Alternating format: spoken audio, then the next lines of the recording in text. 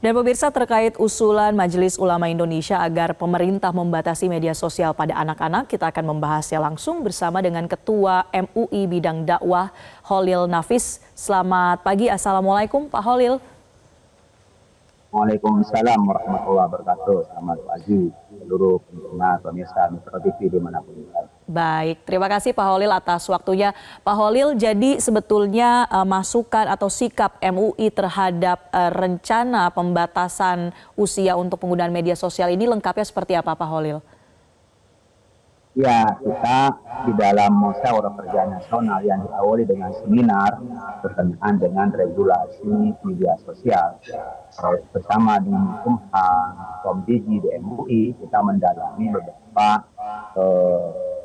lihat media sosial ini bagaikan pisau bermata dua ya, di samping ada manfaatnya itu ada mudaratnya. Lalu kita melihat fenomena di lapangan apa yang terjadi di anak-anak kita, dan termasuk tadi yang sudah diliput oleh seperti bagaimana di negara-negara lain yang telah melakukan pembatasan terhadap media sosial, bukan melarang, pembatasan. Ada dua hal yang berbeda. Pelarangan berarti anak-anak nggak boleh mengakses, tapi pembatasan adalah lebih menggunakan media sosial sebagai area produktif, lebih kreatif, itu bukan mereka merasa terjangkit. Nah, dalam data yang disiarkan melalui dari penelitian media Indonesia.com, di mana sekitar lebih dari 87% anak-anak di Indonesia itu sudah dikenalkan media sosial sebelum menginjak usia 13 tahun. Kemudian pada sekitar 92% anak-anak dari keluarga berpenghasilan di bawah itu sudah mengenal lebih banyak tentang media sosial. Artinya apa? Dari data yang ada ini, ternyata pengguna media sosial lebih banyak digunakan hal yang tidak produktif bagi anak-anak kita. Padahal media sosial sudah membatasi minimal untuk mendaftar akun itu di atas 13 tahun, tapi pemalsuan lebih banyak dilakukan oleh anak-anak kita atau orang-orang yang memang mungkin memfasilitasi anak-anak kita. Yang berikutnya juga kita sering melihat bahwa anak-anak kita sebagaimana opini masyarakat lebih banyak mengurung diri dan kurang bersosial. Bahkan mungkin lebih asyik berteman secara daring daripada secara konkret. Ini kan membuat anak-anak asosial. Karena itu ini perlu diatur untuk menjaga masa depan Indonesia, ini mencapai Indonesia emas, maka harus ada pembatasan.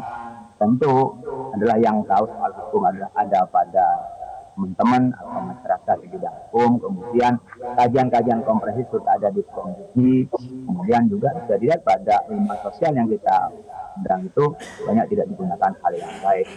Baik. Nah, di sekolah-sekolah itu bisa saja seperti ini penggunaan laptop kan tidak bisa dari anak SD kan, paling setelah SMA gitu penggunaan laptopnya. Tapi anak dikenalkan online sebatas kemampuan umpamanya mencari referensi, memudahkan untuk mendapatkan informasi, sehingga tetap digunakan tetapi dalam kerangka produktivitas anak-anak kita. Oke, Pak Holil, kalau di Australia kebijakannya yang boleh pakai itu atau pembatasannya adalah 16 tahun, di Indonesia idealnya seperti apa Pak Holil? Ya, saya pikir kan itu bisa menjadi common sense kita ya, antara 13 sampai 16 tahun. Kalau media sosial sendiri memberikan batasan kan 13 tahun. Itu kembali kepada kedewasaan masing-masing masyarakat.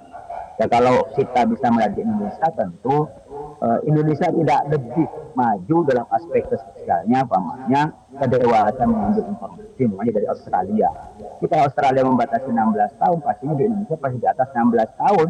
Barangkali kita itu bisa dengan usia yang dibutuhkan. Tapi ini butuh penelitian, butuh kajian, ya tidak semata-mata hanya dari usia yang menjadi patokan 13 atau 16 atau 18 kata. Tapi lebih kepada gimana nanti produktivitasnya. Boleh mungkin menggunakan di atas 13, karena kalau di media sosial kan bisa pakai kajian sudah di bawah 13 tidak boleh, tapi kita banyak memalsukan.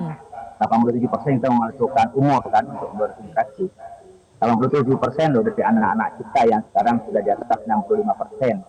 Ya, usia-usia anak-anak yang Gen Z atau Gen Alpha yang ada di tengah-tengah. Saya pikir ini perlu kita kaji, hanya kita melihat bahwa batasan 13 tahun banyak dilanggar oleh warga kita di dalam bermedia sosial, apalagi umpamanya sampai pembatasan 16 tahun, mungkin bisa banyak sekali yang melanggar dari batasan. Sehingga ini perlu diatur demi masa depan Indonesia, termasuk ini bagian dari pendidikan kepada remaja kita, Oke. anak-anak. Ya.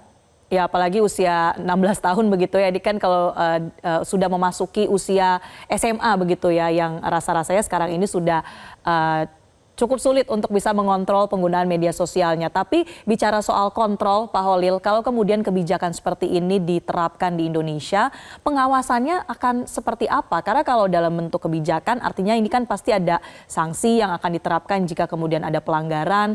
Bagaimana nanti pengawasannya dalam pembatasan media sosial? Kalau sudah ada aturannya, ada regulasinya, saya pikir instrumen-instrumennya akan mengikuti. Ketika ada undang-undang atau peraturan presiden, itu akan diberikan pembatasan. Minimal yang lebih awal adalah dari Komdiju. Bagaimana bisa mengatur jaringan-jaringan media sosial di seluruh negeri ini. Yang kedua adalah di sekolah-sekolah, penggunaan media sosial di sekolah itu seperti apa? Karena anak banyak interaksi di sekolah kan, mulai di kelas TK, SD, SMP, SMP, saya pikir itu sama lah, bisa dikontrol dari sekolah. Itu di rumah akan menjadi budaya bagi orang tua dan anak.